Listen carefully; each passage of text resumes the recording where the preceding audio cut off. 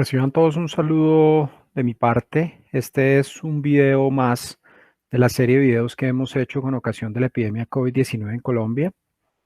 En la actualidad en el país atravesamos el día 180 desde que se confirmó el primer caso de COVID-19 importado desde Italia. Entonces queremos dar una mirada a la situación actual y los pasos venideros.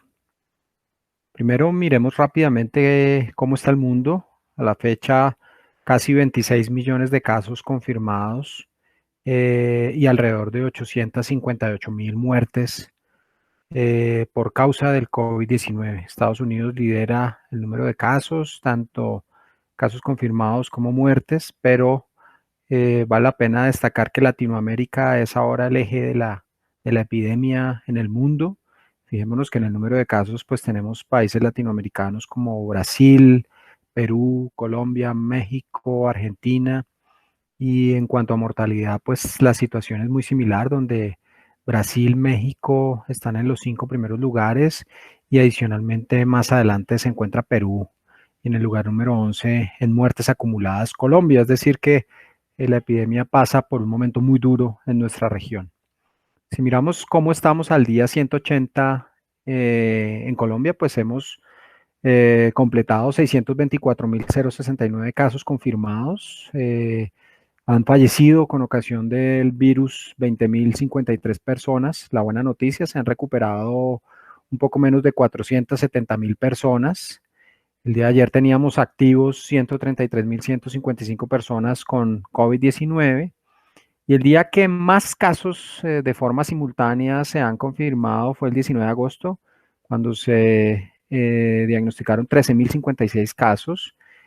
Por otro lado, ya hemos venido incrementando el número de recuperados día tras día. El número más alto que hemos registrado hasta la fecha son 16.238 el 23 de agosto. Y en cuanto a mortalidad, a pesar de que las cifras han mantenido un comportamiento muy positivo en nuestro país, pues hemos llegado a tener un día con un número tan alto como 402 pacientes fallecidos con ocasión de esta enfermedad. El máximo de hospitalizado es una cifra que todavía preocupa. La presión sobre el sistema de salud sigue siendo muy elevada. El día de ayer teníamos registrados 20.732 hospitalizados en sala general y un poco más de 1.800 en unidad de cuidado intensivo. El día que más tuvimos pacientes en cuidado intensivo fue el 19 de agosto, cuando tuvimos registro de 2.200 pacientes hospitalizados en salas de cuidado intensivo. Es decir, que todavía la epidemia sigue generando mucha presión sobre el sistema de salud y específicamente sobre los servicios asistenciales. La buena noticia es que en cuanto a la curva de casos activos, pues evidentemente vemos un descenso. A partir del 20 de julio, nosotros en Colombia superamos la barrera de los 100.000 casos activos de forma simultánea y llegamos al pico en el 14 de agosto, cuando alcanzamos 168.394 casos, máximo número de casos activos de forma simultánea en el país. A hoy tenemos 133.155, todavía es un número muy importante, no hemos descendido por debajo de la barrera de los 100.000 casos. Esperamos que ese comportamiento se dé a finales del mes de septiembre. Si analizamos este gráfico de casos nuevos versus casos recuperados, podemos entender un poco cómo la epidemia nos muestra algunos síntomas de que ese pico, como veíamos antes, pues ya empieza a bajar, y la explicación básicamente es que empezamos a registrar a partir del 15 de agosto un diferencial importante entre el número de casos nuevos, es decir, el número de personas que entran a este grupo de infectados día tras día, comparado con el número de personas que día tras día salen de este grupo de personas enfermas por COVID-19. Cuando es más el número de personas que salen que el número de personas que entran, pues empezamos a ver que la tendencia es una tendencia favorable en cuanto a que la epidemia empieza a mostrar unos síntomas de que hemos atravesado ese pico. Entonces, pues ya esa relación se ha mantenido. A partir del 15 de agosto siempre el número de casos nuevos ha sido inferior al número de casos recuperados, y registrando pues nuestro máximo número de personas recuperadas en un mismo día, el 23 de agosto, como habíamos anotado. Esperamos que esta tendencia se mantenga estable. En cuanto a muertes, pues Importante destacar que a pesar de que ha habido un control en la mortalidad en el país, no podemos desconocer que tener por encima de 200 muertos diarios por una condición es una situación alarmante. Esto empezó a pasar a partir del 16 de julio y a partir de ese momento no hemos disminuido de 200 muertos diarios. De hecho, llegamos a 402 muertos un día, el 22 de agosto. Hemos acumulado 20.000 personas, un poco más de 20.000 personas fallecidas por esta condición y, por ejemplo, el día de ayer tuvimos 389 personas que fallecieron por COVID-19. Es decir, que la mortalidad todavía no cede, no se ha salido de control la mortalidad en nuestro país, pero seguimos teniendo un número muy importante que ronda siempre los 300 casos a diario. En cuanto a hospitalizados y cuidado intensivo, como mencionábamos, pues todavía en estos indicadores no vemos una franca mejoría. De hecho, el día de ayer tuvimos el día más alto de pacientes hospitalizados en el país. Registramos 20.732 personas en sala general y por otro lado, en cuidado intensivo, tenemos reporte pues del día más complicado, el 19 de agosto, cuando tuvimos un poco más de 2.000 pacientes, 2.200 en cuidado intensivo, y este número se ha mantenido, digamos, en esas cifras cercanas a los 2.000. A la fecha estamos en los 1.816. Esperemos que ya empiece a mostrar una tendencia decreciente en este indicador. Entonces, digamos, después de mirar estos datos generales de cómo se han comportado estas cifras de la epidemia de forma macro en el país, podemos mirar una proyección. Si vemos esta montaña central que está aquí en la lámina, pues vemos cómo ascendimos de forma gradual hasta un pico en el que logramos pues ese pico tal y cual se había pronosticado hacia el mes de agosto.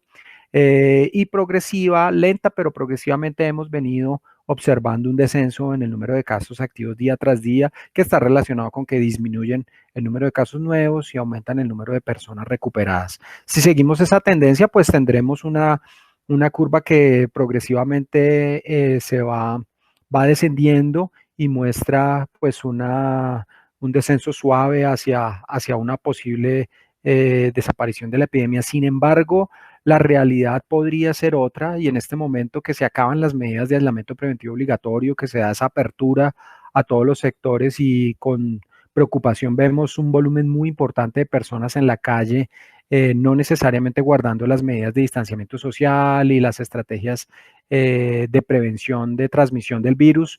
Nos preocupa la posibilidad y el alto riesgo de que enfrentemos una nueva ola de casos si las medidas y el distanciamiento social no se aplican y la responsabilidad social y colectiva no se da, podríamos empezar a ver un recrudecimiento de la epidemia y una nueva ola de casos de contagio hacia finales del mes de octubre y de pronto de forma ya más pronunciada en el mes de noviembre. Esperemos que esa no sea la situación, pero la advertencia es clara en ese sentido. Si no hay responsabilidad individual, si no hay responsabilidad colectiva, probablemente podremos tener una nueva ola de casos en nuestro país, lo cual debe llamar la atención de las autoridades, pero principalmente de los individuos, de cada uno, porque la responsabilidad más allá de la responsabilidad que tiene el gobierno de turno y los gobiernos regionales y locales, es responsabilidad de cada uno de nosotros, que somos los susceptibles contagiados de esta enfermedad.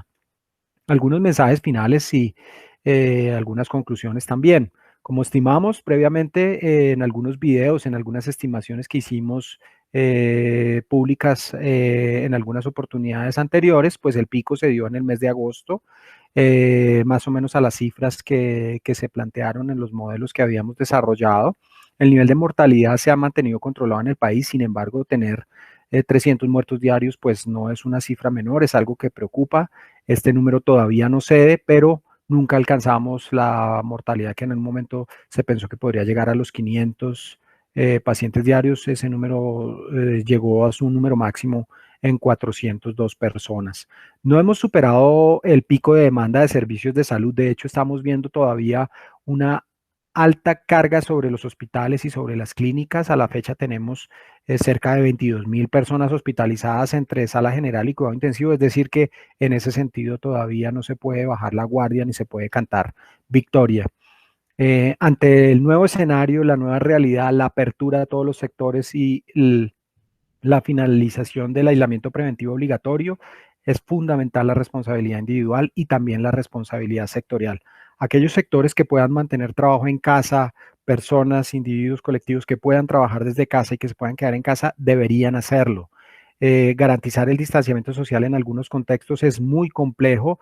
Una cosa dicen los protocolos, otra cosa nos dice la realidad. El servicio público es congestionado, las vías son congestionadas. En ciudades como Bogotá hemos visto aglomeraciones muy importantes de personas que no respetan el distanciamiento social y que no utilizan debidamente las medidas de protección social. En contextos como universidades y colegios hay que balancear el riesgo-beneficio. Vemos la necesidad de retornar, pero también debemos balancear con mucha seriedad y con mucho juicio cuál sería el impacto de ese regreso. Sobre todo me preocupan los adolescentes, me preocupan los universitarios que regresan, que por sus conductas sociales tienen dificultades de guardar el distanciamiento social, se dan besos, se abrazan, se saludan, comparten estrechamente en espacios donde no hay la adecuada ventilación. Si vamos al caso de las universidades de salud, pues el riesgo es aún mayor.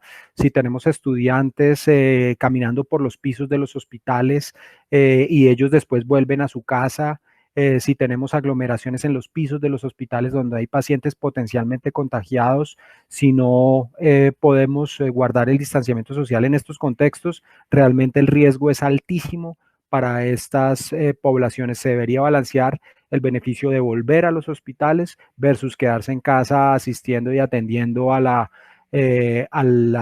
práctica desde la perspectiva más teórica y desde la perspectiva virtual. Yo creo que debemos repensarnos y las universidades que han optado por seguir en estas modalidades creo que van por el camino correcto. Empresas exactamente lo mismo y actividades sociales innecesarias, pues la recomendación es evitarlas a toda costa. Entonces, ante una necesidad de apertura a todos los sectores en cuarentena, una cuarentena prolongada que nos tiene exhaustos a todos, pues es comprensible, pero enfrentamos un altísimo riesgo de nuevas olas de contagio, de recrudecimientos de la epidemia. En casos en que no sea posible extremar las medidas de distanciamiento social, lo mejor es evitar a toda costa. Y si hay que salir a la calle, en este momento hay muchas personas en la calle, no se guardan las medidas de distanciamiento social, el riesgo es altísimo de contraer la infección por COVID-19. Hay virus circulante y cada vez más evidencia de la posibilidad de reinfección. Hasta tanto no tengamos una vacuna segura y eficaz, el mensaje debe ser claro y contundente. El fin del aislamiento preventivo obligatorio no significa el fin de la epidemia. Esperamos que esta información sea de utilidad para ustedes y que sirva de motivo de reflexión para todos. Gracias.